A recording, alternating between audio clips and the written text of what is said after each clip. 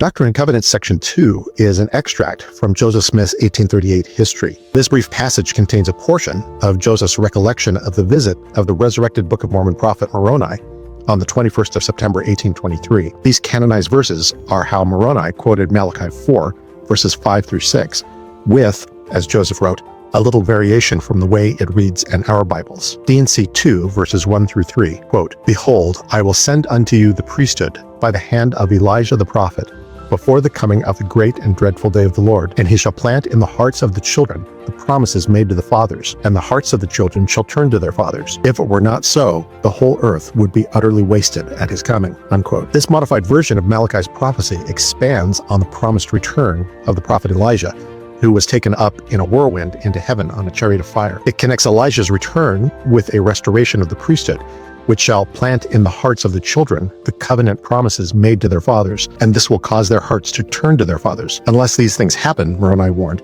the whole earth will be utterly wasted at the Lord's coming. Elijah returned and revealed this priesthood on the 3rd of April, 1836, 12 and a half years after Moroni gave that prophecy. The events in this lesson made Elijah's return possible. In a revelation received on the 9th of December 1830, the Lord revealed to the prophet Joseph that he would come to his temple when he returns in glory. On the 20th of July, 1831, the Lord commanded the saints to build a temple in Jackson County, Missouri. Leaders of the church began drawing up plans for the city of Zion in Jackson County, with multiple temples at its center. In late December 1832, the prophet received by revelation a commandment to establish a house, even a house of prayer, a house of fasting, a house of faith, a house of learning, a house of glory, a house of order, a house of God in Kirtland, Ohio. By the 1st of June, 1833, 5 months after the Lord had commanded the saints to build the temple in Kirtland, they had not yet done any work in preparation for that project. On that day, the prophet Joseph received a revelation